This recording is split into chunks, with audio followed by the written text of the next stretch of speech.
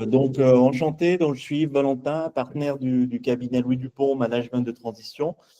Nous intervenons assez souvent sur des missions de restructuring, retournement d'entreprise, etc. Et donc, dans ce contexte-là, j'ai fait la connaissance de Michael qui va se présenter, qui est un spécialiste de l'administration judiciaire et de l'accompagnement des entreprises dans des périodes difficiles. Et nous avons trouvé qu'il était intéressant de faire ce webinaire qui permet de décrire et de rentrer dans le détail de tous les mécanismes qui permettent aux entreprises de se financer, notamment dans les périodes de crise, les périodes tendues. J'ai coupé vos micros, donc je vous laisse poser vos questions dans le chat et on va les noter et ça nous permettra ensuite de poser quelques questions à Michael, à qui j'ai demandé de tenir dans la demi-heure, mais bon, après, il va faire pour le mieux, je suis sûr. L'idée, c'est de pouvoir faire une demi-heure de présentation et de pouvoir passer ensuite sur des questions-réponses. Michael, j'espère que je n'ai pas coupé ton micro. Je te laisse la parole. Et là, je ne t'entends pas, donc…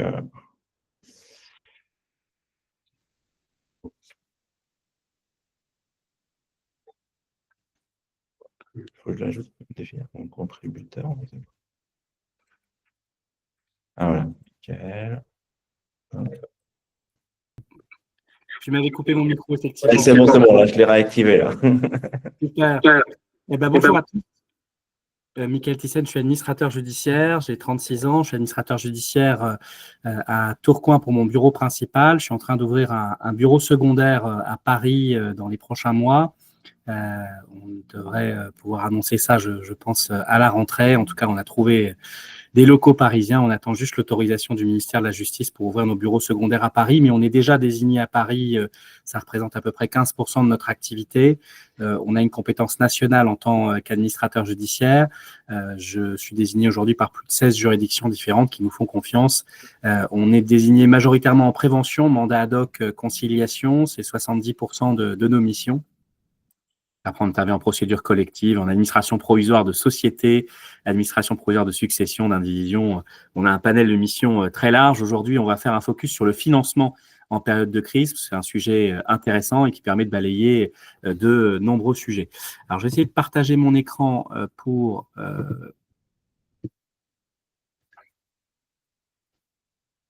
Alors, la fenêtre, est-ce que je peux choisir? Normalement, tu peux. Alors, je vais fermer les fenêtres confidentielles comme ça. Hop, je vais fermer ça. Tac. Et je vais vous partager mon écran. Hop, pardon. Ouais. C'est bon. Hop. Ok, pardon. Donc là, vous voyez, est-ce que vous voyez la présentation? Oui, ouais, c'est bon. Parfait. À partir de dispositif actuel. Parfait. Donc là, vous voyez bien mon écran? Oui, ouais, c'est bon. Donc, hop, on va passer directement dans le thème du sujet sur le financement en période de crise. Se financer en période de crise, comment se financer directement et indirectement? Il faut déjà se souvenir d'un compte de résultats et d'un bilan. Pour ceux qui font de la compta tous les jours, c'est évident. Pour ceux qui en font un petit peu moins, on va passer en revue. Le compte de résultats, c'est le baromètre de l'activité d'une entreprise pour un exercice comptable. On voit le chiffre d'affaires, on voit des charges, donc des produits, des charges. Et donc, on peut effectivement, pour se financer en période de crise, essayer de jouer sur les deux. Donc, il faut augmenter son chiffre d'affaires, diminuer ses charges. Comment se financer par l'activité? Comment j'augmente mon chiffre d'affaires? Parfois, ça implique de revoir ses prix ou de revoir la quantité qu'on vend. Les deux sont intimement liés, mais parfois, il faut se reposer la question. Je vous prends l'exemple d'un dossier qu'on a eu l'année dernière, un dirigeant qui vendait un verre de vin à 1 euro. Bien évidemment, ça couvre sa charge par rapport au prix de la bouteille, mais ce n'est pas la solution. Il faut impérativement, pour se financer, mettre un chiffre d'affaires qui est en adéquation avec le marché pour pouvoir faire un chiffre d'affaires qui est suffisant. Donc, parfois, il faut augmenter son prix, tout simplement, ou diminuer son prix si on est trop cher. Mais en tout cas, il faut jouer sur la quantité, le prix, pour pouvoir évoluer en termes de chiffre d'affaires. Diminuer ses charges courantes, ça passe déjà par faire le point sur les contrats qui sont essentiels à l'entreprise et ceux dont on n'a pas besoin ou qui sont sous-utilisés ou qu'on pourrait mutualiser de façon différente. Donc, il faut faire le point sur tous les contrats en cours. C'est un moyen de se financer par l'activité. J'augmente mon chiffre d'affaires, je diminue mes charges. Comment se financer par l'aspect financier? C'est de bien augmenter ses produits financiers en voyant les revenus des titres de participation, les revenus des prêts. S'il y a un prêt interentreprise sans intérêt, est-ce qu'il faut faire un avenant pour mettre un taux? Il faut tout passer en revue. Les revenus des titres de participation, parfois des entreprises ont des titres de participation, mais elles sont très loin de se soucier de leur titre de participation et n'ont pas un rôle très actif, sont des associés très dormants, un sleeping partner, où finalement il ne fait rien. Peut-être qu'il faut se soucier de dire on va faire une visite autour d'un déjeuner avec le dirigeant de cette entreprise pour voir ses problématiques du moment, voir comment je pourrais l'aider.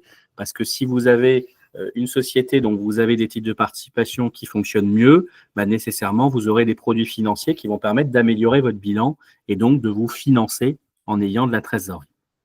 Diminuer ses charges financières, ça peut passer par les baisses de taux d'intérêt. Je me souviens toujours d'un dossier à l'époque où il y avait des taux d'intérêt à 6-7, dans lequel on avait revu un taux d'intérêt. La dirigeante, elle avait gagné 45 000 € sur un petit financement de quelques centaines de milliers d'euros. Dans une mission de mandat ad hoc conciliation, on avait renégocié les taux d'intérêt de son financement. On peut également faire des rachats, des regroupements de prêts, parfois réorganiser les sociétés. Encore ce matin, j'étais avec une société dans laquelle il y a 2 restaurants. Peut-être qu'un moyen de se refinancer, c'est de créer une nouvelle structure pour un des 2 restaurants et de faire une cession à cette nouvelle société dont vous détiendrez également le capital avec un nouvel emprunt bancaire qui va permettre de renvoyer de l'argent vers la société numéro A et la société B, elle aura un emprunt avec un fonds de commerce racheté à A en parfaite légalité et A aura de la trésorerie pour pouvoir se financer. Et donc, on va préserver A tout en préservant B parce qu'on va bien protéger. Donc, le côté juridique et financier et économique sont fortement liés et donc parfois la réorganisation juridique des sociétés permet également de se financer.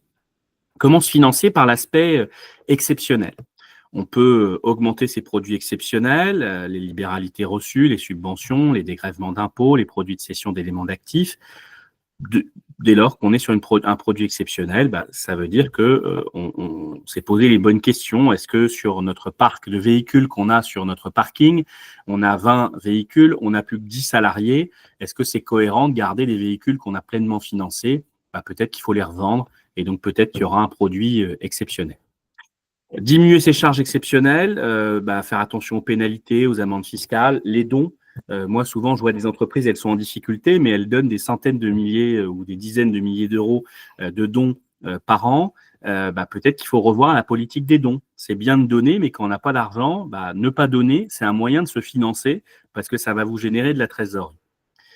Certes, après, il y a l'image, etc. Mais bon, après, c'est la communication, à travailler avec un cabinet de communication pour dire pendant 20 ans, on a soutenu les associations, puis cette année, on donne peut-être pas, mais vous allez peut-être soutenir différemment, en impliquant vos collaborateurs dans des causes associatives, mais peut-être pas en faisant des dons. Les créances devenues irrecouvrables dans l'exercice, peut-être qu'il aurait fallu envisager un meilleur recouvrement, faire mieux gérer les acomptes. Donc tous ces aspects-là sont très importants. Il faut déjà se souvenir également d'un bilan comptable. Donc là, on a vu le compte de résultat. On peut jouer sur le chiffre d'affaires, sur les charges, sur les produits financiers, charges financières, produits exceptionnels, charges exceptionnelles. Dans le bilan comptable, on peut jouer sur l'actif et le passif. Quand on va point par point reprendre ces éléments. Actif, dans le haut de bilan, on a les immobilisations incorporelles, corporelles et financières. Qu'est-ce qu'on peut faire en haut de bilan? On peut réévaluer les actifs corporels et financiers par l'article L123-18 du Code de commerce. C'est une solution pour améliorer votre bilan. Si vous améliorez votre bilan en ayant des capitaux propres, du coup, qui vont peut-être redevenir positifs parce que vous allez mettre les actifs à leur juste valeur, il y aura une ligne du côté actif qui va être corrigée parce que la réévaluation va augmenter la valeur de l'actif haut de bilan. Et du côté passif, on va augmenter la valeur des capitaux propres parce qu'il y aura une écriture d'écart de réévaluation qui va permettre d'équilibrer le bilan. Parce que, comme vous savez, actif-passif est égal. Et donc, côté passif, ça va permettre d'améliorer les capitaux propres et qui fait que peut-être que vous n'étiez pas éligible à un financement et en ayant revu vos bilans, vous pourrez peut-être être éligible. Je vous prends un exemple très simple. Une entreprise que j'ai accompagnée il y a 1 an, elle avait un immeuble qui valait 1,6 million, une entreprise de 50 ans d'âge, et l'immeuble était totalement payé. Si on n'avait pas posé les bonnes questions et si on n'avait pas regardé la liste des actifs de l'entreprise, on ne se serait pas aperçu à la simple lecture du bilan qu'il y avait des actifs corporels au bilan. Parce que les actifs, ils étaient à 0. Parce que l'entreprise a 50 ans d'âge et que l'actif, il est totalement amorti. Alors qu'elle a un actif qui vaut aujourd'hui 1,6 million. Et donc forcément, si on fait une écriture écart de réévaluation, les capitaux propres qui sont négatifs deviendront positifs. Et à ce moment-là, on peut peut-être imaginer d'obtenir un financement. Et donc là, ça permet de sauver son entreprise simplement par une correction purement comptable. La vente des immobilisations dont on n'a plus besoin, c'est faire le tri, de regarder. Et ça va générer quelques dizaines, quelques centaines de milliers d'euros en fonction des entreprises, de pouvoir faire le point sur les actifs dont on n'a plus besoin. On les vend et ça va faire des produits exceptionnels. Le leaseback immobilier ou mobilier, c'est un crédit bail inversé. Je suis propriétaire d'un actif, je le rends à un établissement financier qui va s'engager à me le louer. Et donc, nécessairement, vu qu'il va vous payer pour reprendre la propriété, il va vous verser un prix qui a été déterminé. C'est la cession du bien immobilier, le sale. Et donc, à ce moment-là, vous allez encaisser ce prix d'acquisition. La vente à réméré est une solution également. Attention, je tiens à attirer votre attention sur la vente à réméré, qui est un dispositif, une solution, mais qui, pour moi, est une solution dangereuse, risquée, mais il faut quand même la connaître parce que ça reste une solution juridique qui n'est pas forcément très connue. C'est une vente avec une faculté de rachat définie par l'article 1659 du Code civil et suivant. Le vendeur met fin à ses difficultés financières en remboursant ses crédits, en levant ses fichages bancaires. Dans le cadre d'une saisie immobilière, il évite la vente aux enchères de sa maison, mais il va vendre un bien à un certain prix et s'engager à le racheter dans un certain délai à un certain prix. Et donc, forcément, ça présente un risque parce que si demain, vous ne pouvez pas racheter ce bien, vous avez vendu un bien à un prix décoté, et vous êtes engagé à le racheter à un prix. Si vous ne pouvez pas le racheter, vous en êtes locataire selon les dispositions du contrat de réméré. Et donc, si le contrat de réméré n'est pas en votre faveur, vous allez devoir à un moment donné quitter le bien et vous en aurez perdu la propriété, parfois pour un prix de rachat initial à peut-être 30 ou 40%, alors que c'est peut-être pas la meilleure solution. Donc, il faut être sûr de pouvoir racheter. Mais ça peut être une hypothèse de refinancement. Les actifs bas de bilan, on a les stocks, on a les créances. Qu'est-ce qu'on peut faire? Sur les stocks, vous pouvez obtenir des financements grâce à vos stocks. Votre stock, il dort. Pendant que le stock dort, il ne travaille pas et ce stock dormant, par Oxiga, Haro, il y a différents acteurs sur le marché qui permettent de refinancer ce stock. Et donc, vous allez obtenir un financement avec une garantie sur votre stock. Et donc, le stock, il va vous permettre d'avoir de la trésorerie. Ce n'est pas adapté à toutes les entreprises et à tous les stocks, mais ça peut être une solution en fonction de certaines activités. Sur les créances, c'est un point fondamental. Ginette qui est à la compta, est-ce qu'elle fait bien les factures? Jean-Paul qui est au recouvrement, est-ce qu'il est suffisamment dur pour le recouvrement? Est-ce que le recouvrement, il est fait de façon efficiente? Les clients impécunieux, est-ce que les procédures de déclaration de créances sont faites? Est-ce qu'il ne faut pas revoir le process commercial pour agréer de nouveaux clients? parce que peut-être qu'avec l'assurance crédit, vous n'auriez pas accepté certains clients comme étant vos clients et vous ne seriez pas retrouvé en situation d'impayé. Travailler pour la gloire, ça ne sert à rien. Donc, travailler pour des clients qui vont terminer en procédure collective, ça ne sert à rien. Donc, si un client n'est pas éligible à l'assurance crédit, peut-être que vous prenez un risque à travailler avec lui. Donc, c'est à vous de voir si vous voulez travailler ou pas avec lui. Mais en tout cas, c'est une solution pour essayer de sécuriser ses créances. C'est déjà de savoir avec qui vous avez envie de travailler. Après, est-ce que la facturation est faite en temps et en heure? Moi, régulièrement, j'ai des entreprises dont je m'occupe où je vois que la facturation, il y a des semaines, voire des mois de retard. Si la facturation est en retard, ça veut dire que nécessairement, l'encaissement de ce chiffre d'affaires sera en retard. Sur les créances, 65% des factures émises ne sont pas payées en temps et en heure, faute de conformité. Une facture qui n'est pas payée, pourquoi elle n'est pas payée? Peut-être tout simplement parce qu'elle n'est pas conforme. Le délai moyen de paiement d'une facture, c'est environ 74 jours en 2018. Aujourd'hui, je n'ai pas la référence en termes de nombre de jours, mais c'est énorme. C'est une trésorerie que vous n'avez pas, c'est un manque qui peut vous poser des difficultés et c'est un moyen de se financer que de bien gérer son poste client. Il y a des solutions pour ça. Il y a une solution, par exemple, qui s'appelle CFC Solutions. Il y a d'autres solutions également du même type qui permettent de s'assurer que la facture est conforme et qu'elle sera payée à bonne date. Le process de facturation peut être peut-être revu avec maintenant l'intelligence artificielle, avec avec Internet, peut-être une procédure de validation de facture pour s'assurer que la facture est bien conforme et ce qui va permettre de générer un paiement à temps. En tout cas, CFC Solutions est une solution pour ce type de problématique. La facture a-t-elle été reçue? Oui, parfois le client ne paye pas parce que tout simplement la facture n'est pas reçue.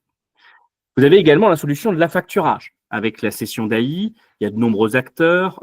Quand l'entreprise est en difficulté, il y a Facto France, Bibi Factor, qui sont les deux principaux acteurs. Quand une entreprise est en difficulté, et bien sûr les facteurs des différentes banques, mais quand on est en difficulté, parfois c'est plus difficile d'aller travailler avec certains factors. Encore hier, je contactais BPI France pour Avance Plus et ils m'ont dit, compte tenu de la cotation de l'entreprise, on ne pourra rien faire, surtout qu'elle est en procédure de conciliation.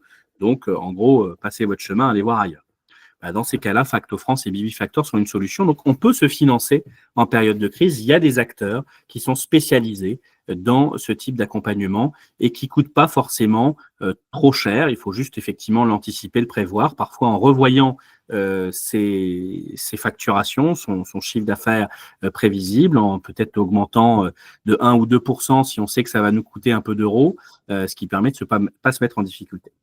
Pour certaines entreprises, c'est la titrisation de créances également, si on va céder un portefeuille de créances pour pouvoir recouvrer rapidement une somme d'argent.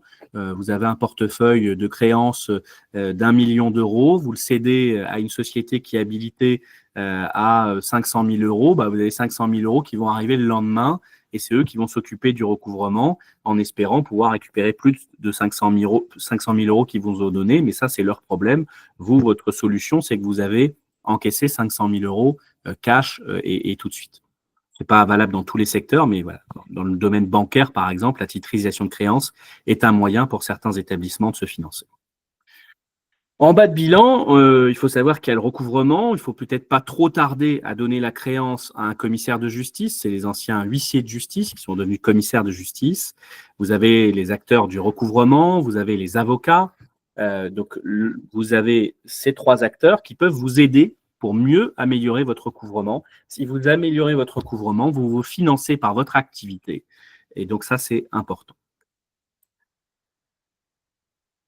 En autres créances, un point a-t-il été fait sur les autres créances? Parfois, on voit des bilans où ça fait 5 ans qu'on a les mêmes créances qui traînent en dehors des créances clients.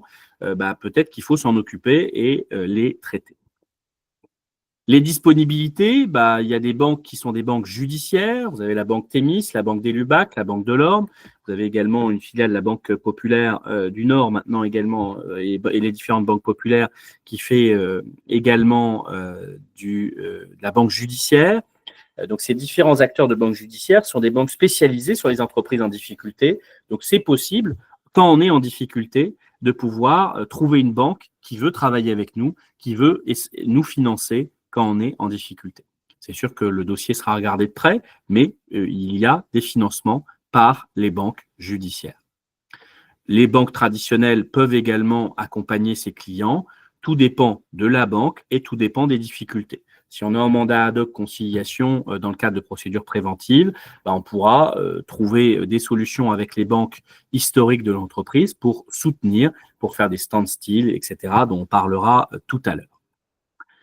Passif haut de bilan, vous avez le capital social, vous avez les réserves, vous avez le résultat. Qu'est-ce qu'on peut faire dans tout ça? Est-ce que le capital social a été libéré? Parfois, on ne se pose plus la question, mais c'est quand même une question. Est-ce que les associés ont bien payé le capital social? Est-ce qu'il est intégralement libéré? Est-ce qu'on peut augmenter ce capital social? Est-ce que c'est possible? Est-ce que c'est réalisable? Est-ce que les associés ont envie de mettre de l'argent parce qu'ils en ont? Est-ce qu'ils en ont? Est-ce qu'ils n'en ont pas? Est-ce qu'ils accepteraient qu'un tiers vienne au capital? Il faut se poser ces questions. Est-ce qu'on a la volonté de vendre tout ou partie de l'entreprise et donc se dégager de l'entreprise? Est-ce qu'on peut aller chercher des subventions? Est-ce qu'un passage en bourse de l'entreprise est envisageable? Parce que parfois, on a grandi, on ne s'est pas posé la question, c'est peut-être le moment d'y aller. Est-ce qu'on va se financer par la dette obligataire? Attention, la dette obligataire, elle peut coûter très cher et elle peut vous amener à vous déposséder de votre entreprise. À un moment donné, quand vous avez trop de dettes obligataires, parfois, il peut y avoir un coup d'accordéon et vous vous retrouvez écrasé. Donc, peut-être qu'il faut faire une levée de fonds. Il faut envisager toutes les hypothèses. Il y a un site Infogreffe, Mes aides publiques, qui vous permet de récupérer toutes les aides dont vous avez besoin. Donc, c'est important de pouvoir éventuellement consulter ce site Infogreffe, Mes aides publiques pour aller regarder les aides qui correspondent à votre entreprise, à votre secteur d'activité, à vos besoins futurs. Est-ce que les provisions sont adaptées? Est-ce que vous pensez à mettre des provisions? Si vous passez une provision, c'est ce que vous n'allez pas payer en impôt sur les sociétés. Donc, nécessairement, vous allez vous financer parce que vous aurez de la trésorerie disponible, parce que vous avez passé des provisions. Attention à ne pas passer n'importe quoi, mais il faut passer les provisions dont vous êtes certains qui, au moment de la clôture de l'exercice, sont des provisions à passer. Et ça, il faut faire le point avec votre expert comptable. Et ensuite, on a le passif bas de bilan. Qu'est-ce qu'on peut faire? On peut restructurer la dette. Restructurer la dette, c'est un moyen de se financer. On peut se financer par les procédures préventives, mandat ad hoc, conciliation, règlement amiable agricole pour les agriculteurs et par les procédures collectives. Tout d'abord, les procédures préventives. C'est des procédures qui sont confidentielles, où le dirigeant garde la main. Psychologiquement, c'est très important, ces deux critères. Le dirigeant garde la main, ça veut dire qu'il n'est pas dépossédé de la gestion de son entreprise. Il peut faire toutes les opérations du quotidien. La confidentialité de la procédure, les clients, les fournisseurs, les salariés ne sont pas informés de l'existence de la procédure. C'est fondamental. 75% de chances de succès en France aujourd'hui par les procédures préventives. La prévention, ça marche. Ce n'est pas du rêve, ça fonctionne. Si je prends mes statistiques personnelles, depuis 4 ans, les entreprises qu'on a accompagnées, on a fait la stat il n'y a pas très longtemps, on était à 82% de sauvetage. C'est-à-dire qu'on a 18% seulement des entreprises qu'on a accompagnées qui sont passées en procédure collective. La procédure collective, ce n'est pas une fin en soi, parce que les 18%, il y en a qui sont en redressement judiciaire et qui vont, ou en sauvegarde, et qui vont se sauver par un plan de sauvegarde, par un plan de redressement, et qui vont peut-être tenir et redevenir après leur plan in bonis. Parfois, elles ont été cédées, et donc les emplois ont été repris, et l'activité a pu perdurer. Donc la procédure collective dont on évoque après, ce n'est pas forcément une tare, mais en tout cas, voilà, chez moi, on est à peu près à 82% de succès. Au niveau national, on est à 75%, donc on est dans la tendance.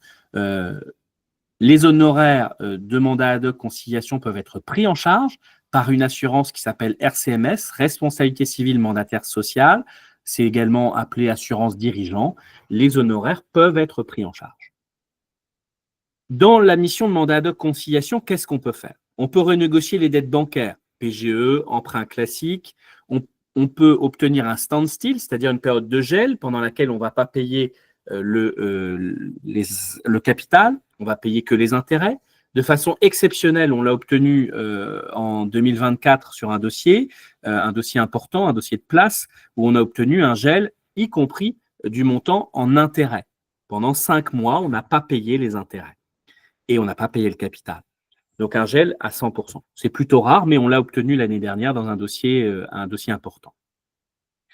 Donc c'est possible, tout est possible. Ce qu'il faut retenir, c'est que tout ce que vous n'arrivez pas à obtenir de façon traditionnelle, en mandat ad hoc conciliation, dans 75% des cas, on arrive à obtenir l'impossible. C'est pour ça que, en général, je me présente comme un ange gardien des difficultés de l'entreprise. La renégociation de la dette bancaire, après cette période de standstill, cette période de gel qui peut durer 3 mois, 6 mois, 9 mois, 12 mois, 24 mois.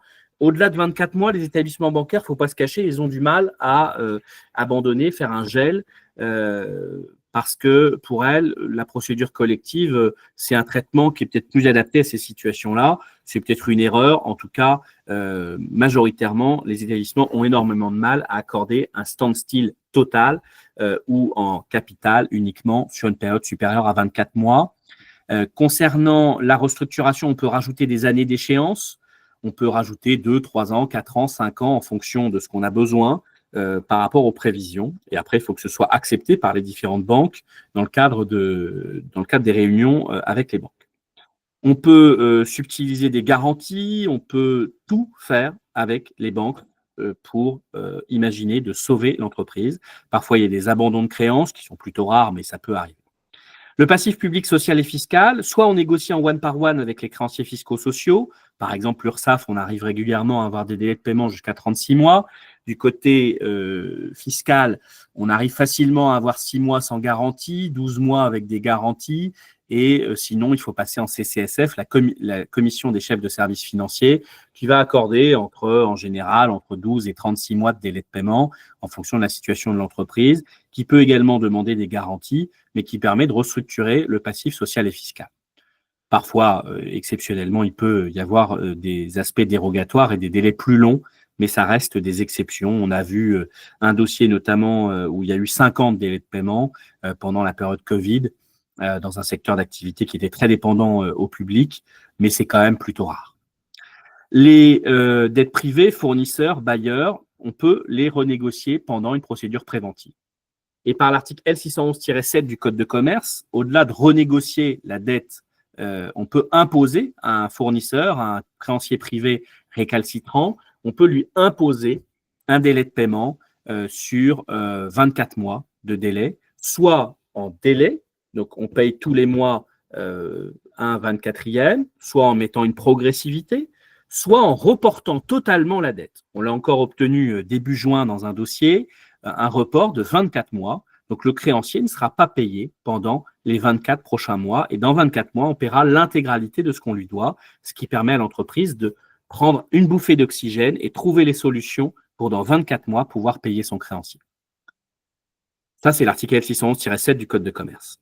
En conciliation, procédure préventive, on peut également faire des rapports qui peuvent nous servir dans le cadre de procédures ultérieures, au titre de l'article L611-6 du Code de commerce, un rapport sur la situation juridique, économique, financière, sociale, patrimoniale de l'entreprise, qui peuvent permettre, grâce à un expert désigné par le président du tribunal en toute indépendance, d'obtenir un rapport sur la situation immobilière, sur la situation juridique, économique, financière ou sociale de l'entreprise, qui peuvent permettre, après, dans le cadre de procédures en cours, de pouvoir éventuellement gagner des procédures. On peut également rechercher des financements pour faire un bridge dans l'attente d'une levée de fonds, dans l'attente d'arrivée de nouveaux investisseurs, trouver des investisseurs, faire un leaseback, faire un gage sur stock, l'obtention d'un fonds de premier secours. Le fonds de premier secours est un dispositif régional dans les Hauts-de-France, Nord-Pas-de-Calais et les autres départements des Hauts-de-France, qui permet d'obtenir jusqu'à 100 000 € en fonds de premier secours plus pour aider l'entreprise qui est en période de difficulté, en mandat ad hoc conciliation, dispositif unique dans la région Hauts-de-France.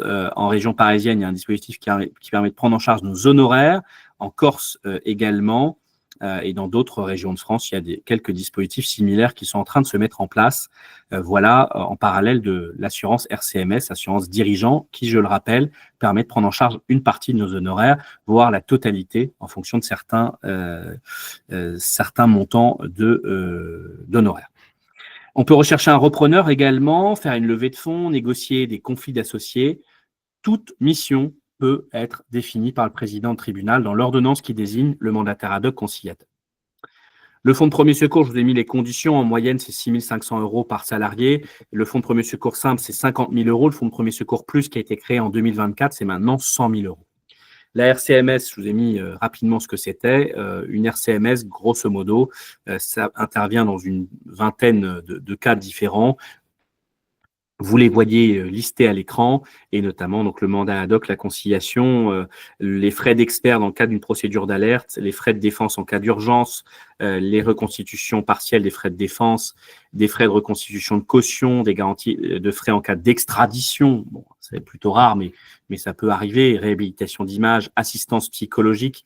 Vous avez plein de cas qui sont couverts par une super assurance. Donc, renseignez-vous sur cette assurance RCMS qui permet aussi de se financer en période de crise, parce que si je suis assuré en RCMS, que j'entrevois les difficultés à 12 mois, 24 mois, et je me dis, bon, ça commence à sentir mauvais, il faut peut-être anticiper et se dire, peut-être que dans un an, j'aurai besoin d'un mandat ad hoc, donc j'anticipe, je prends une RCMS parce que je sens le vent tourner, et donc la RCMS, grosso modo, pour une entreprise qui fait 1 million d'euros de chiffre d'affaires, on est de l'ordre de 650 € par an, alors que les montants d'honoraires en mandat ad hoc conciliation, vous vous doutez bien qu'ils sont largement supérieurs, et ils sont pris en charge par les assurances RCMS entre 20 et 50 000 €. Donc, autant vous dire que c'est un investissement intéressant en période de crise. C'est aussi un moyen de se financer, c'est de bien s'assurer. Il faut s'assurer correctement. Donc, faites le point avec votre assurance sur tous les dispositifs d'assurance que vous pouvez prendre pour vous couvrir. Assurance cyber, si vous êtes si vous avez l'utilisation d'Internet et que vous avez un prestataire logiciel métier, ça peut vous couvrir. S'il y a une panne de votre logiciel, en termes de chiffre d'affaires journalier, ça peut être intéressant. Donc, renseignez-vous également sur l'assurance cyber, qui est très importante aujourd'hui avec les cyberattaques qui n'épargnent plus les petites entreprises. Ça touche vraiment toutes les entreprises. La procédure collective est aussi un moyen de se financer. Est-ce que c'est un peu risqué, une procédure collective ? 30% de chances d'être en sauvegarde ou en redressement, 70% de chances d'être en liquidation judiciaire. Maintenant, on est peut-être à 80% ces derniers temps, mais bon, historiquement, on est à 70%. Donc, si on exonère la période actuelle, on a 70% de chances d'être en liquidation, alors qu'en prévention, on a 75% de chances de sauver sa boîte. Donc, peut-être qu'il faut choisir son camp, anticiper, ouvrir un mandat ad hoc conciliation, mais parfois, c'est plus possible parce qu'on a trop attendu. La procédure collective, elle permet quand même de restructurer sa dette, payer ses dettes sur une durée bien plus longue. 10 ans, c'est la durée que tout le monde a en tête, mais il est possible d'avoir un plan sur plus de 10 ans, soit avec l'accord des créanciers, soit avec les classes de parties affectées. Et là, on va imposer aux créanciers une durée plus longue. On a obtenu sur un dossier de 850 salariés l'année dernière devant le tribunal de commerce de Paris, avec une de mes consoeurs qui était co-administratrice avec moi, on a obtenu un plan sur 15 ans pour une société de 850 salariés. Et donc, on va imposer à ces créanciers privés un plan sur 15 ans avec des échéances hyper progressives et qui permettent de sauver l'entreprise grâce aux classes de parties affectées. C'est un mécanisme de plan de redressement qui est comme de la dentelle. On peut quasiment tout faire avec les classes de parties affectées, écraser la dette, la mettre sur une durée plus longue. Il faut utiliser cette technicité. Pour l'instant, il y a un peu moins d'une centaine d'entreprises en France qui ont bénéficié de cette technicité des classes de parties affectées. C'est un superbe outil dans le redressement et dans la sauvegarde. Il y a des procédures collectives. Vous avez la sauvegarde, le redressement, la sauvegarde accélérée également, dans lequel il faut être nécessairement avant passé par une procédure de prévention. C'est l'administrateur judiciaire avec vos conseils, avocats, experts comptables, qui choisira la procédure la plus adaptée en fonction de votre cas.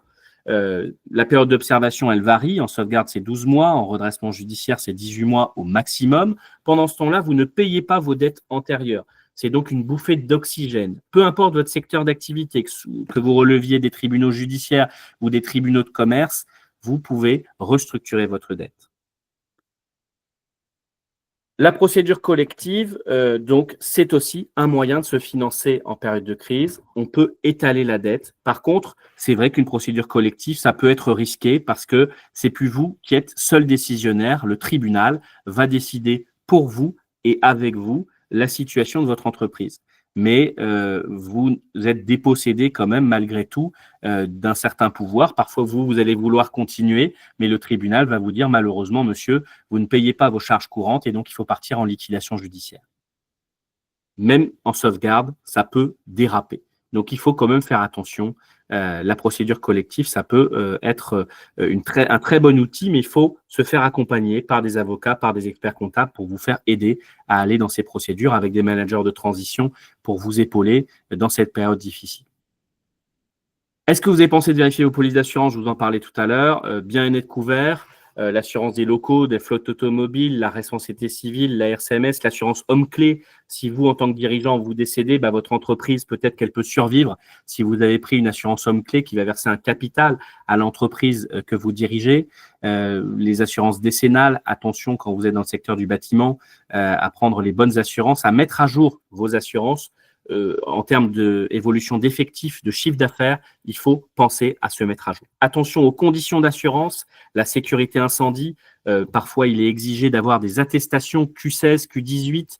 Et donc, il faut bien lire l'exigence de votre contrat d'assurance parce qu'à défaut, vous êtes assuré, vous payez une assurance, mais derrière, l'assureur va ne pas débloquer les fonds parce que vous ne répondez pas aux conditions d'assurance. Et donc, entre guillemets, vous avez menti. Vous avez dit dans le questionnaire d'assurance, ou en tout cas aux questions qu'on vous a posées, que vous n'avez peut-être pas lues, que vous aviez des extincteurs, que vous étiez à jour en matière de vérification des installations électriques et que vous avez les attestations Q concernées.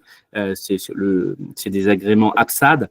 Q16, Q18, etc. Vous avez des agréments de sécurité. Et donc, parfois, certaines sociétés de sécurité incendie qui vérifient vos extincteurs, qui vérifient vos RIA, qui vérifient vos blocs BAES, ne sont pas agréés APSAD. Et donc, votre assureur qui vous avait imposé de travailler avec une société comme ça vous dira, en fait, vous avez un incendie, il y a eu 3 morts, moi, je ne vous indemnise pas parce que vous n'êtes pas passé par la bonne société. Dans mon contrat, c'était noté que vous deviez passer par une société agréée. Donc, attention. Se financer en période de crise, on a les fonds d'investissement, les hedge funds, les levées de fonds, les business angels, des prêts bancaires, le PGE pendant la période Covid, les prêts inter-entreprises. Attention aux prêts inter-entreprises, on ne peut pas faire n'importe quoi. Il faut vérifier les conditions. Il faut impérativement vérifier si vous avez le droit de faire le prêt inter-entreprise, qu'il y a des conditions à respecter. Trop souvent, je constate que les entreprises pensent qu'elles peuvent, parce qu'elles sont dirigeantes de plusieurs sociétés, verser des fonds dans tous les sens. Non, ce n'est pas possible. Ça s'appelle un abus de bien social. Et après, ça peut aboutir à une banqueroute si on est en procédure collective. Donc, attention.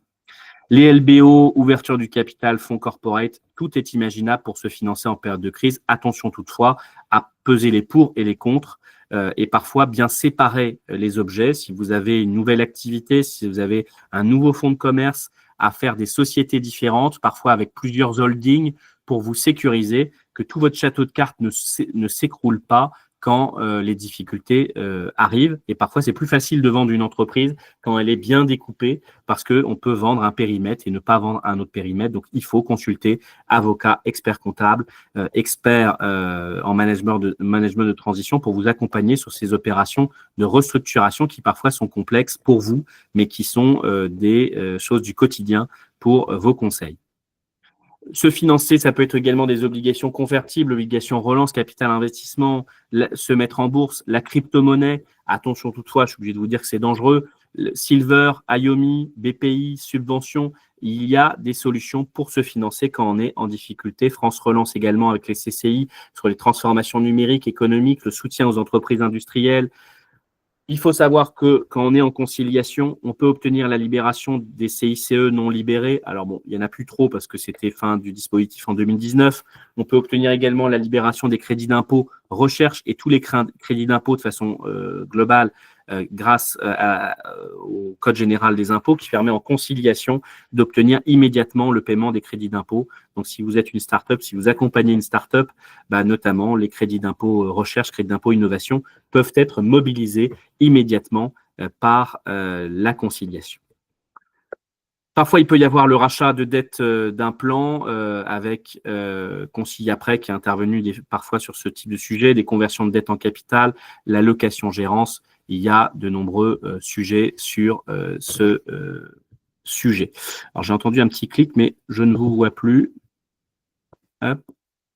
Tu nous entends toujours, Yves? Oui. Oui, toujours. Ouais, c'est une question qui est arrivée, mais c'était ça le déclic.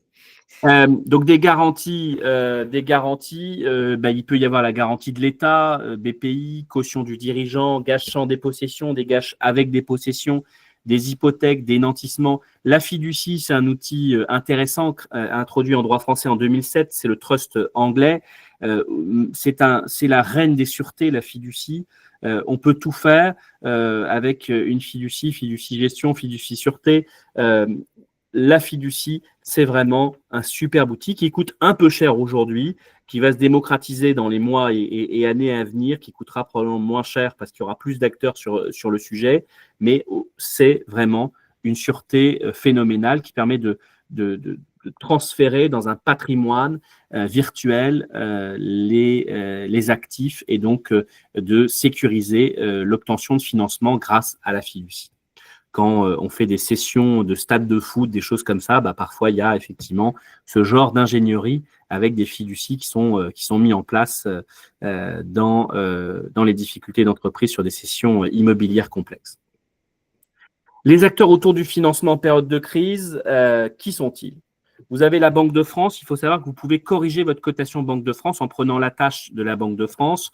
Donc, n'hésitez pas, avant d'obtenir un financement, de demander un financement pour recevoir un refus. Demandez votre cotation, vérifiez si votre cotation elle est bonne. Si elle est mauvaise, faut peut-être se dire pourquoi elle est mauvaise avec votre expert comptable et demander éventuellement à revoir la cotation en fournissant vos derniers bilans, en fournissant une situation récente, un prévisionnel, pour éclairer la Banque de France pour qu'il revoie la cotation. Attention toutefois, si jamais vous donnez des éléments qui font que la cotation doit être dégradée, la Banque de France, c'est donner, mais reprendre, c'est voler. Donc, si vous donnez des documents, nécessairement, ils vont corriger la cotation, que ce soit dans un sens ou dans l'autre. Donc, attention toutefois à peut-être pas fournir des documents si c'est pour se faire dégrader la note. Donc, à bien voir avec votre expert comptable s'il est persuadé que ça va permettre d'améliorer votre note ou pas. Les autres acteurs, vous avez les CCI trop souvent oubliés, qui sont des acteurs qui peuvent vous financer avec des financements originaux. Par exemple, sur l'export, vous avez beaucoup de choses qui sont faites par les CCI pour vous soutenir dans votre entreprise. Donc, n'hésitez pas à regarder tous les dispositifs auprès des CCI et à prendre leur attache pour vérifier si vous n'avez pas moyen de vous financer grâce à la CCI pour faire grandir votre entreprise ou éventuellement la restructurer ou la transformer grâce au dispositif de CCI. Les conseils départementaux, les régions également peuvent être des solutions. Parfois, dans certains secteurs, la caisse de dépôt et consignation, notamment dans l'immobilier, la caisse de dépôt a fait plein de choses pour l'immobilier. Les fonds européens, le fonds FEDER, Fonds européen de développement régional, les DRITS avec le chômage partiel, l'activité partielle de longue durée, les APLD. Il y a plein de financements originaux à aller chercher. Il y a d'autres acteurs, par exemple le financement de la reconversion professionnelle, c'est auprès de la DDETS. La DDETS permet, imaginons que vous avez une ligne de caisse, vous voulez fermer la ligne de caisse, vous pouvez fermer votre ligne de caisse en toute sécurité. Les salariés vont être formés à d'autres métiers sans que vous ayez besoin de licencier vos salariés. Donc, c'est un dispositif qui est méconnu. Quand vous transformez une entreprise, vous pouvez utiliser la DDETS pour vous aider dans l'accompagnement de la reconversion de vos salariés. On va leur proposer des formations pour, par exemple, si vous êtes dans un supermarché, devenir boulanger, devenir boucher, devenir poissonnier, des métiers qui sont parfois en tension. Et derrière, ils ont la formation. S'ils acceptent la reconversion à l'issue de la formation, vous n'avez pas besoin de les licencier parce qu'ils auront été reclassés dans votre entreprise ou dans une autre entreprise et sans licenciement. Et donc là, c'est du gagnant-gagnant. Le salarié s'est formé et à la fin, il est dans un nouveau poste sans que vous ayez eu besoin de le licencier. Et donc, ce montant du coût du licenciement n'est plus un sujet. DDETS, outil merveilleux, mais trop peu connu. Quelle est la réaction de l'État et des collectivités territoriales au manque de financement? L'État, il ne peut pas demeurer indifférent par rapport à tout ça, donc il fait beaucoup de choses. Pendant le Covid, il y a eu le PGE. Certains critiquent le PGE. Sans le PGE, il faut savoir que l'économie française se serait probablement effondrée. Donc, c'était un superbe outil. Il y a très peu de cas de défaut, contrairement à ce que certaines personnes laissent souligner. Oui, il y a des défauts, mais ça reste dans une mesure acceptable parce que c'est ce qui a permis de sauver l'économie. L'État joue un rôle en faisant des exonérations d'impôts locaux, des exonérations d'IS pour les reprises d'entreprises en difficulté. Donc, renseignez-vous quand vous reprenez une entreprise. Il y a plein de soutiens de l'État, notamment l'exonération d'IS pour la reprise d'entreprises en difficulté. C'est quand même plutôt sympa. Il faut se renseigner sur ce sujet. Il y a des aides directes aux entreprises en difficulté. Parfois, il y a des abandons de créances de la part de l'État dans le cadre des procédures collectives ou préventives sur les parties qui sont autorisées en abandon. C'est les articles L626.6 et D626.9 et suivants du Code de commerce, dans lequel l'État peut faire un effort sur le montant de la dette. Donc, l'État accompagne les entreprises en difficulté. Vous avez également les CRP, les commissaires aux restructurations et à la prévention des difficultés des entreprises. C'était impulsé sous l'égide de Montebourg à l'époque. Et les CRP, c'est un dispositif qui fonctionne aujourd'hui.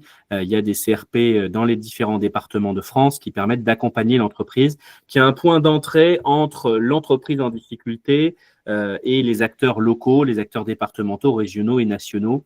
Donc, c'est véritablement un outil qui permet, grâce au positionnement des CRP près les préfets de région, de pouvoir trouver les solutions pour aider les entreprises qui sont en difficulté. Le CIRI, le Comité interministériel de restructuration industrielle, c'est l'équivalent de la CCSF au niveau local et du CODEFI. La CCSF, donc c'est la Commission des services financiers qui permet d'obtenir des délais de paiement pour les dettes sociales et fiscales, CODEFI pour obtenir des financements. CIRI, c'est pour les dossiers de plus de 400 salariés, essentiellement dans le milieu industriel à la base. Aujourd'hui, le CIRI intervient dans les entreprises de plus de 400 salariés, peu importe le secteur d'activité, du moment qu'il y a les emplois à sauver. Si on est à moins de 400 salariés, le CIRI peut intervenir dans des bassins d'emploi où le fait de supprimer cette entreprise peut avoir des répercussions qui sont plus larges que celles de l'entreprise. Donc, quand on est à moins de 400 salariés, mais qu'on est dans un bassin d'emploi qui est pauvre en emploi, on peut malgré tout essayer d'obtenir le soutien de l'État. Un dossier qui passe au CIRI, c'est 90% de taux de sauvetage, qu'on soit en mandat ad hoc, conciliation ou procédure collective. On a 90% de chances de sauver son entreprise par le CIRI. Donc, il faut aller voir le CIRI quand on est une grosse entreprise pour trouver tous les dispositifs et les portes d'entrée de l'État qui vont s'ouvrir grâce à cette équipe qu'on pourrait appeler le GIGN financier du ministère de l'économie, les casques bleus. Ils sont là pour véritablement trouver la solution à toutes les étapes de l'entreprise et de ses difficultés. Au-delà du CIRI, donc le CODEFI, donc au niveau départemental, je vous en parlais à l'instant. Donc pour les entreprises de moins de 400 salariés, il permet d'accueillir et d'orienter les entreprises qui rencontrent des problèmes de financement. Et le CODEFI peut accorder sous condition un audit permettant notamment de valider les hypothèses de redressement de l'entreprise ou un prêt permettant de financer sa restructuration. Le CODEFI, c'est pareil, c'est trop peu utilisé, pas assez connu. Ça permet de se financer quand on est en période de crise. La CCSF, j'en ai parlé juste avant. Le médiateur du crédit, c'est également une solution quand on n'arrive pas à obtenir de financement. Le médiateur du crédit il va vérifier si effectivement l'établissement qui vous refuse des crédits est en droit de le faire ou s'il y a un côté abusif et essayer de trouver éventuellement la solution pour vous trouver un financement. Parfois, effectivement, en revoyant votre cotation Banque de France, ça permet d'obtenir un financement et donc parfois, c'est juste une mécompréhension de la situation et le médiateur, il est très bienveillant et il est là pour vous soutenir. Des aides directes, on en parlait tout à l'heure, des aides de financement d'audit, d'apport en fonds propres. L'État joue un rôle par différents acteurs essentiels. Les délais de paiement, exonération fiscale, réduction des droits de mutation.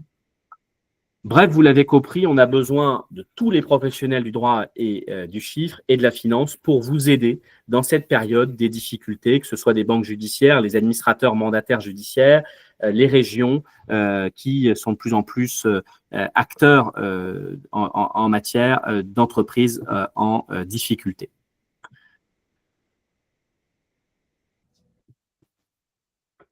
Vous me revoyez, je pense. J'ai terminé de vous présenter ce que je voulais vous présenter dans le timing qui m'avait été imparti.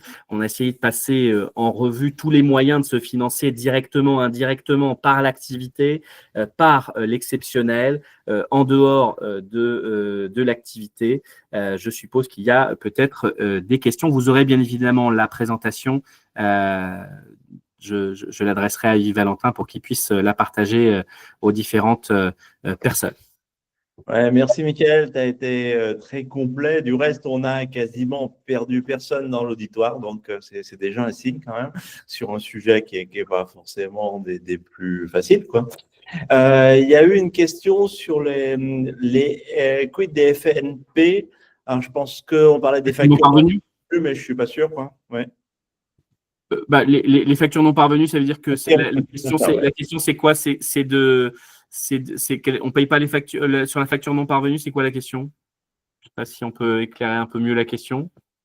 Je ne sais pas si c'est comment on gère dans la dette les factures qui ne sont pas encore arrivées, j'imagine. Si elle n'est pas encore arrivée, soit vous... Dans quelle mesure peut-on utiliser les FNP pour financer la trésorerie? Pour financer la période oui, bien sûr, oui. Si la facture n'est pas parvenue, vous la payez pas, donc forcément, vous économisez et vous financez pendant ce temps-là, c'est sûr. Après, vous pouvez très bien, si vous savez que le montant est exigible, la payer, mais forcément, vous allez diminuer votre trésorerie et donc vous n'allez pas vous financer. Oui, les factures non parvenues sont aussi un moyen de se financer en période de crise, bien évidemment. Et quelle est la période de prescription ensuite? Tout dépend. Tout dépend. 5 ans, c'est le montant, de base, mais par exemple avec les créanciers sociaux et fiscaux, on n'est pas forcément sur 5 ans. Donc il faut regarder créancier par créancier la prescription. Parfois il y a des prescriptions à 2 ans, des prescriptions à 3 ans, des prescriptions à 5 ans. Et dans certains secteurs d'activité particuliers, il y a même des prescriptions à 6 mois. Qui se cachent dans le code de commerce. Donc, il faut regarder facture par facture, mais de façon globale, on est majoritairement sur une prescription à 2 ou 5 ans, entre 2 et 5 ans en fonction des factures. Et moi, j'avais une petite question dans ce contexte de crise, en fait. Donc, on voit qu'il y a des choses que l'on peut faire en préventif. Donc, tu as parlé de s'assurer effectivement pour prévenir les coûts, faire de la trésorerie avec les leviers qui le permettent et effectivement de garder un peu d'argent dans l'entreprise, c'est quand même le nerf de la guerre. Mais quand on arrive à la crise, en fait, qu'on arrive un peu dans le contexte de crise, selon toi, quels sont les leviers de financement qui sont pas assez utilisés parce que peut-être pas assez connus ou pas... La facturage parfois fait peur. Honnêtement, j'ai souvent des entreprises qui rentrent dans mon bureau et qui n'utilisent pas la facturage, soit par méconnaissance du dispositif, soit tout simplement parce qu'en fait, un jour, ils ont demandé et la banque qui était leur banque a refusé. Et au lieu d'aller chercher une solution en externe, ils se sont fait à l'idée qu'en fait, leur solution n'était pas, leur métier, leur facture n'était pas éligible à un financement. Non, s'il y a un acteur qui refuse, faut peut-être en avoir 4 autres, et puis il y en aura peut-être un sur les 4 autres qui vous financera. Donc, il faut vraiment se dire, tous les moyens sont bons pour se financer, il faut vraiment tout étudier. C'est la raison pour laquelle j'ai vraiment détaillé l'actif passif et le compte de résultat sur tous les points pour se dire, c'est tous les leviers que je peux actionner. Soit vous pouvez les actionner seuls, soit effectivement, il faut les actionner en procédure préventive, en mandat ad hoc, en conciliation ou en procédure collective. Mais c'est sûr qu'au plus tôt on intervient, au plus tôt on arrive à rebondir et parfois éviter aussi la procédure collective. Alors, une autre question, quels sont les points d'attention pour les prêts intercompagnies dont tu as parlé tout à l'heure? Alors, sur les prêts interentreprises, la règle de base et la première chose à bien maîtriser, c'est que pour réaliser un prêt interentreprise, les entreprises doivent être économiquement liées. Ce lien économique est obligatoire et il est admis dans plusieurs cas, notamment si les entreprises, par exemple, est un sous-traitant de l'entreprise, ça fonctionne. Si l'entreprise prêteuse a consenti à l'entreprise emprunteuse une concession de licence, d'exploitation de brevets, de marques. Il faut un vrai lien entre les entreprises. Si ce sont deux entreprises qui sont membres d'un même groupement économique, un GIE, ou d'un même groupement d'attributaires d'un marché public, ça peut fonctionner. Donc, mais il faut des conditions. Si vous allez sur le site service public, vous tapez prêt interentreprise, vous verrez les conditions d'attribution, quels sont les liens entre les entreprises qu'il faut, quel est le montant du prêt, comment déclarer un prêt interentreprise, quelle est la différence avec le crédit interentreprise. Il faut véritablement regarder si vous êtes éligible à un prêt interentreprise ou non. Par exemple, entre une association et une entreprise commerciale, ou dans un sens ou dans l'autre, ça ne répond pas forcément aux conditions. Et ça, malheureusement, on le voit. Dernièrement, j'ai eu une association en dossier. Il y avait des entreprises commerciales qui avaient fait des prêts à l'association. Et donc, ça peut être problématique parce que ça relève du pénal.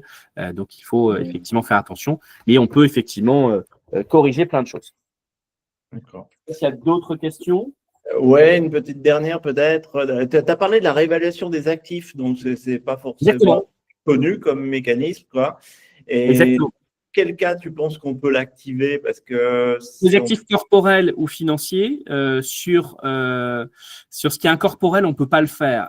C'est dommage, parce qu'un fonds de commerce prend une valeur. Alors peut-être que s'il y en a certains qui sont proches de certains députés, il faudrait peut-être souffler qu'il faudrait aussi ouvrir l'écriture écart de réévaluation au fonds de commerce sur la base, par exemple, d'un rapport fait par un expert qui est peut-être sur une liste agréée auprès d'une cour d'appel ou de la cour de cassation, par exemple, pour que ce soit vraiment limité. Mais parfois, on a un fonds de commerce qui vaut de la valeur et on sait qu'il vaut de la valeur de façon certaine. Si vous vous appelez McDonald's, que vous avez une valeur, et parfois, cette valeur, le fait qu'elle ne soit pas prise en compte, peut faire en sorte que vous pourriez corriger votre bilan. Aujourd'hui, ce n'est pas possible, on ne peut pas corriger. Le seul moyen de se refinancer dans ce cas-là, c'est de faire un financement sur une nouvelle entreprise et finalement sortir une activité, un fonds de commerce, sortir une activité de la société pour qu'il y ait de l'argent qui arrive. Voilà. Mais la correction comptable n'est pas possible pour un fonds de commerce. Par contre, sur un élément corporel, par exemple un actif immobilier, un actif mobilier, la dernière fois, j'avais un dirigeant, il me dit j'ai une voiture de course qui avait été mise à l'actif de mon bilan, parce que c'était dans son secteur d'activité, voiture qui avait été mise à 35 000 € à l'époque, et aujourd'hui, la voiture vaut 350 000 €. Mais il avait des capitaux propres négatifs de genre moins 100 000 €. Je lui ai dit, c'est très simple. Vous n'arrivez pas à obtenir de financement, votre banquier, il voit que vous n'avez plus d'actifs parce que la valeur de 35 000, elle a totalement été amortie, donc il est à zéro. Mais il me dit, aujourd'hui, elle vaut 350. Donc, quand vous corrigez 0 égale 350 000 €, nécessairement, vous avez des capitaux propres qui deviennent positifs de 250 000 alors qu'ils étaient négatifs de 100 000. Vous allez voir votre banquier avec un bilan négatif de 100 000 ou positif de 250. Le banquier, on sait lequel il va choisir pour le financer. Évidemment. Écoute, Michael, je pense que tu as quand même fait un tour d'horizon très intéressant. Là, On peut renégocier les PGE en cours. J'ai vu la question d'Olivier. Oui, pardon, il y a cette question. D'accord. On peut renégocier les PGE. Alors attention, sur les PGE, on arrive quand même à la fin sur de nombreux PGE en 2026. Il ne faut plus tarder pour les restructurer parce que quand il restera moins de 20 000 € à payer, les banques peuvent demander l'exclusion dans la restructuration en fonction des régions. Certes, il y a des accords de place où on exclut des PGE et donc c'est clairement, si on a moins de 10 000 €, il y a un risque important pour une exclusion. Dans certaines régions, les accords, c'est 20 000 €. Donc, ça dépend un peu d'où on est. Mais entre 10 et 20 000 €, on a un risque d'exclusion du PGE. Donc, au plus on va avancer vers le temps, au plus on a un risque d'exclusion de la négociation des restructurations de PGE. Donc, s'il faut restructurer un PGE, c'est peut-être maintenant ou jamais. Ok, je pense qu'on va pouvoir clôturer. De toute façon, effectivement. Alors c'est Olivier qui posait la question sur l'affacturage qui vient dégrader la rentabilité. Ouais. Il faut peut-être revoir ses tarifs. Parfois, si on est à un prix à 100, faut peut-être se mettre à 102. Et ce qui fait que quand tu vas avoir ton affacturage qui va te coûter en fonction des cas et en fonction de l'acteur un certain pourcentage, bah, ça va peut-être venir compenser et permettre de faire en sorte que l'affacturage ne soit pas un sujet. Mais effectivement, il faut qu'on soit dans un secteur qui permette de se corriger sur son prix et surtout d'être éligible à l'affacturage. OK. Pas d'autres questions? En tout Non. cas, si vous avez des questions, vous n'hésitez pas. Les consultations chez les administrateurs judiciaires sont gratuites. Donc, moi, je suis administrateur judiciaire, mais Thyssen Help Partners. Et donc, je suis installé à Tourcoing et très prochainement également à Paris. On a une compétence nationale, donc n'hésitez vraiment pas à nous consulter quand vous avez besoin sur la restructuration d'entreprises en difficulté, mais également sur tous nos sujets de prédilection, que ce soit l'administration provisoire de société, liquidation amiable, mission de séquestre, administration provisoire de copropriété, de succession, et j'en passe, et des meilleurs. En tout cas, un plaisir. Merci à toi, Yves, pour cet échange et cette opportunité d'intervention sur ce terme très intéressant du financement en période de crise. Ouais. Merci, Michael. De toute façon, on transférera ton document à tout le monde. Donc, de fait, tout le monde aura tes coordonnées, en fait. Super. Voilà. Merci beaucoup. Merci à tous. Merci. Au revoir. À bientôt pour d'autres webinaires. Merci. Merci.